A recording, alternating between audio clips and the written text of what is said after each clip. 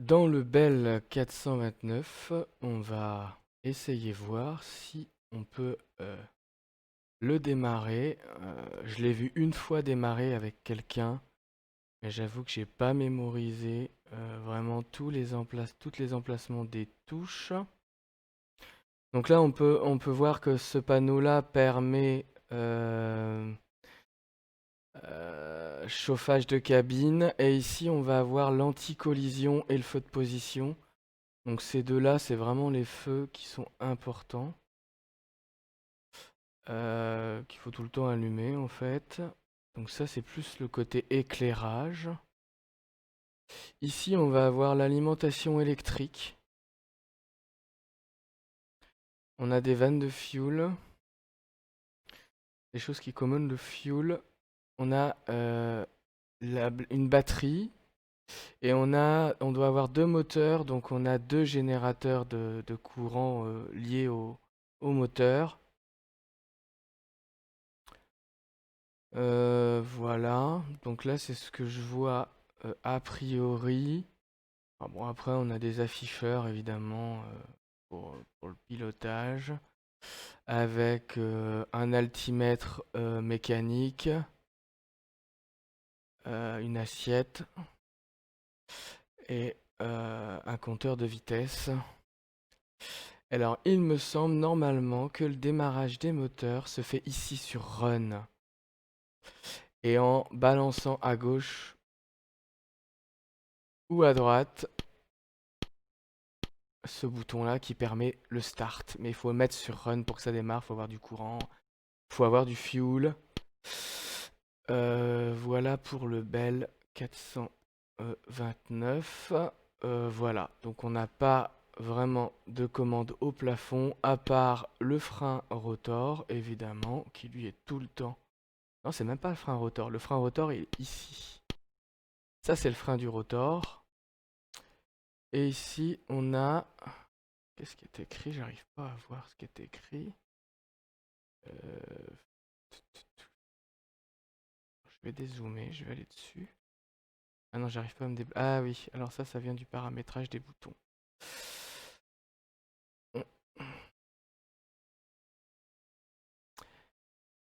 Ça vient du paramétrage des boutons. Je vais mettre les mêmes que sur le Bell 407 pour l'instant. Que lui, je connais déjà. Alors, voilà, c'est ça que je voulais.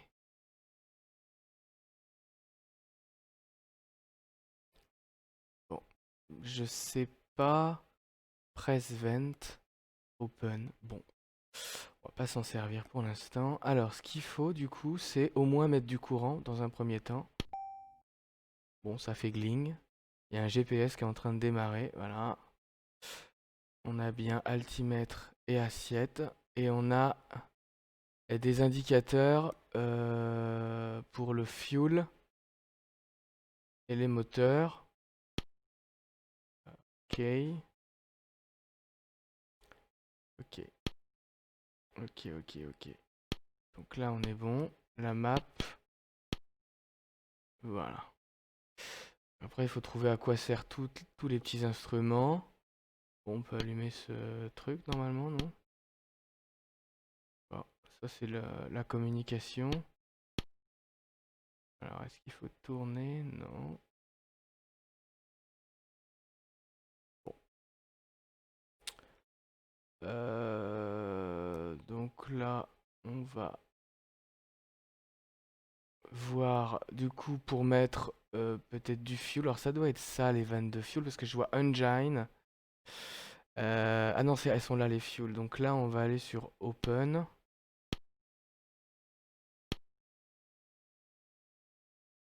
Non, on va aller sur norm. On va laisser sur norm.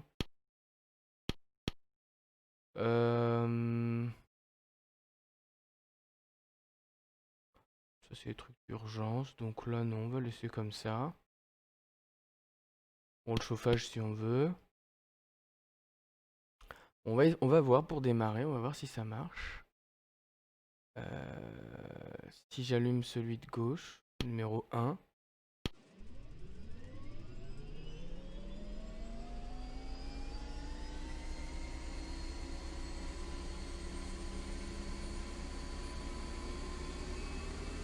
donc là il démarre. Alors il doit y avoir un truc qui règle la puissance des... Ah oui, c'est là, c'est vrai. Ça y est, je me souviens. Donc là, en fait, ici, on va régler la puissance des moteurs. Donc sur un appareil comme ça, on va tourner à fond, en fait, comme sur le 407. Donc là, le rotor commence à tourner. On va pouvoir démarrer le deuxième moteur. Donc là, pareil, on lève celui-ci. Et cette fois-ci, on tourne à droite. Donc là, on entend le moteur qui démarre. Donc voilà, là, voyons, bien arrivé.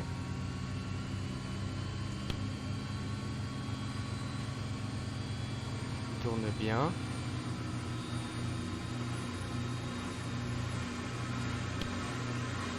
Donc là, on peut tester les voyants d'alarme. Ça, si on veut régler la luminosité des voyants, on peut l'augmenter. Voilà, il me dit que j'ai pas assez de tours par minute. En fait, il faut augmenter les gaz. Donc ça se fait, vous créez la touche de raccourci des gaz ou bien vous le faites là sur le collectif. Hop, voilà, et je suis en train d'augmenter les gaz. Et là, du coup, quand il y aura suffisamment de gaz, le RPM devrait... Ah non, c'est quand je clique dessus que le voyant s'en va. Ok. Voilà. Et donc là, il faut le mettre à fond et faut atteindre la barre violette, je pense. Voilà, là, on est à 100%. Voilà, donc là, normalement, il est prêt à décoller. Alors, ce qui m'inquiète, c'est ce voyant rouge dual gen... Ah bah oui, ça y est, je sais pourquoi. Il faut allumer le courant fourni par les turbines. Donc là, il faut monter ce bouton ici et celui-là ici. Et du coup, normalement, voilà, on n'a plus le voyant rouge. Et donc là, on est prêt. Ah ben voilà, celui que je voulais allumer tout à l'heure, il est là. Donc c'est du Portcom, on va pas utiliser. On vole un peu libre là. Qu'est-ce qu'on a ici ça nous intéresse pas tout ça. Ça, je me rappelle plus à quoi ça sert. C'est peut-être... ça peut être intéressant pour...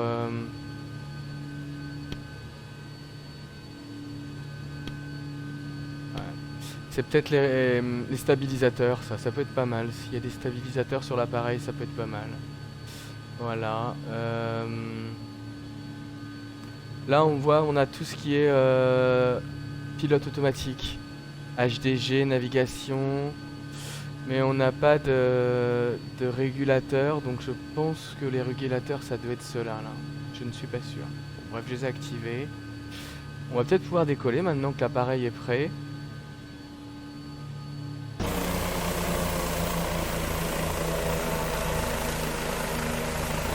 Il est joli quand même, il est vraiment joli celui-là. Il est vraiment joli. Alors par contre je suis pas très satisfait des touches de raccourci. Je vais me les créer puis je vais poursuivre la vidéo une fois que j'aurai créé toutes mes touches de raccourci parce que je trouve que c'est pas très pratique pour avoir les vues rapides.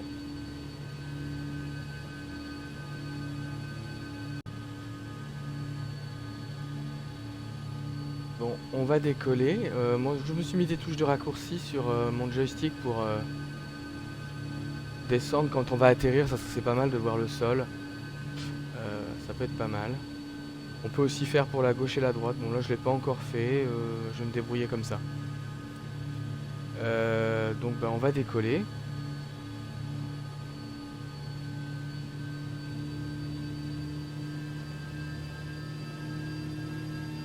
Donc là, je suis en train d'augmenter le pas du collectif. Une petite rotation par la droite. On penche en avant et on est parti. Il faut être généreux en pas du collectif pour qu'il décolle quand même. Donc là, on est en train de prendre de la vitesse. J'ai pas besoin d'aller aussi vite. Alors, ce qu'il y a, c'est que dans cette vue-là, par défaut... faut composer pas mal au niveau du rotor, je trouve. Hein. Il a prendre la rotation facile. Et puis du coup, on voit pas les indicateurs. J'ai l'impression que mon assiette n'est pas réglée. Ah, là ça y est, elle est réglée l'assiette. Ouais. Donc là... 100. Ok. Là, on est pas mal. 100. On va décélérer. Avoir le temps de la voir, cette fameuse statue de la liberté.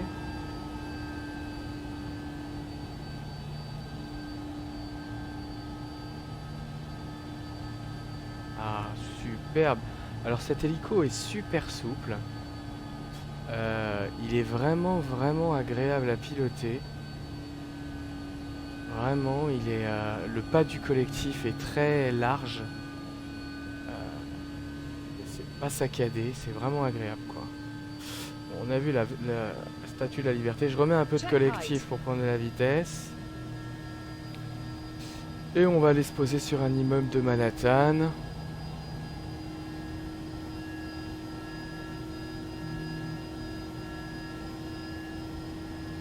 Check height.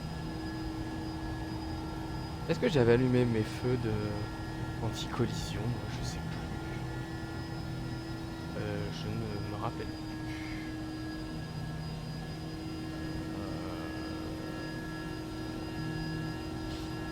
C'est une bonne question. Est-ce que je les avais allumés? Pas du tout. Hop, vraiment le truc super important à allumer. Je les vois pas. Ah si, ça y est, très bien. Allez, on va aller atterrir. Un petit peu d'altitude parce que là les immeubles sont assez hauts quand même. Hein. Je crois qu'ils doivent être vers les 2000 pieds d'altitude, un peu plus de 2000 pieds, ça. Bon, faut juste en trouver un qui a un peu de place. Ah bah je le vois de là. En plus là on commence à arriver à la nuit donc les éclairages commencent à s'afficher. Bon, faut perdre de la vitesse, hein. On avance beaucoup trop. On est à 60, c'est pas mal.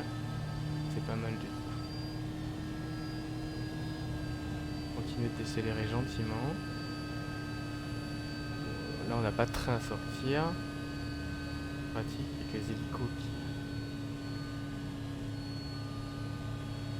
Ah, alors. Là on voit qu'on approche bien. Bon, je vais mettre un... Ouais, voilà. Là on va trop vite. Hop, nickel, ça y est. On n'est pas loin de zéro en vitesse, c'est nickel ça. Par contre on descend un peu vite, hein, à mon goût. Ouais, on descend trop vite. On descend trop vite. C'est bon, on y est.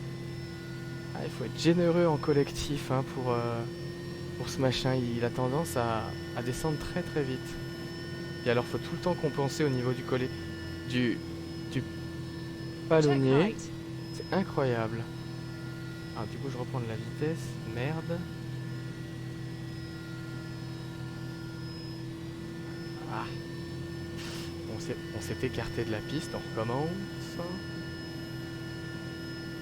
Gentiment. C'est la première fois que je le pilote celui-là. Et il réagit pas pareil que les autres. En fait, il n'y a aucun hélico qui se pilote de la même manière. C'est tous les mêmes principes, mais... Oula, il s'emballe. Hop. C'est à chaque fois le même principe, mais c'est quand même une autre manière de piloter. Hein. Là, j'arrive pas à le stabiliser comme j'ai envie. Alors, a priori, la rotation gauche est plus résistante, c'est plus stable que la droite. Bon, du coup, l'immeuble où je voulais atterrir, je ne le vois même plus. Bon, on va prendre un autre, c'est pas grave. Pour le test, on a le droit. Hein. Ah bah, il y en a un autre qui est gros, qui a l'air plus grand en face là-bas. Je pense que ça doit être un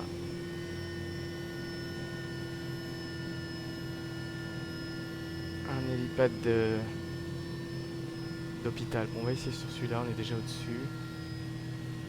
On va éviter d'avoir à prendre de la vitesse. Ouais. Non, bon, allez, on va aller sur le truc de l'hôpital. Ça, c'est que je les vois pas. Hop, voilà, ça y est, on est dessus là.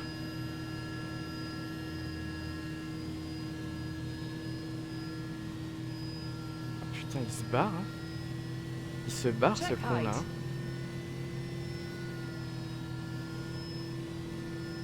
Là. On va y arriver. 100.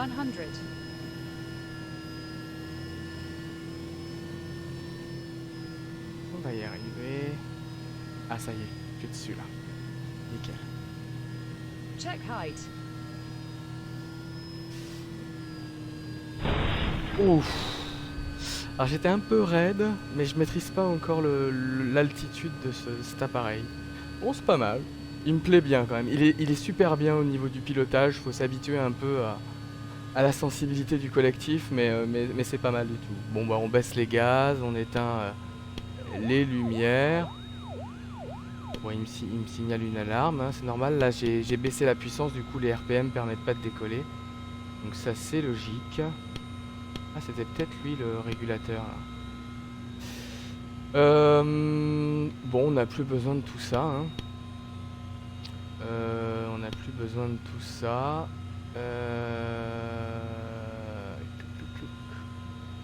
On va le laisser refroidir un petit peu. On va éteindre le courant, le chauffage. Voilà. Voilà, voilà.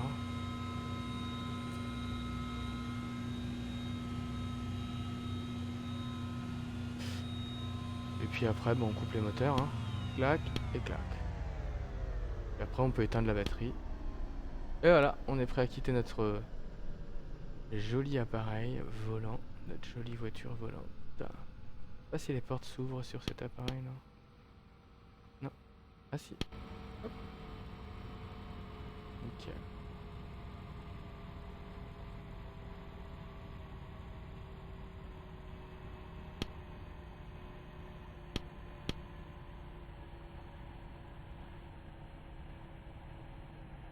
Il est très joli en tout cas.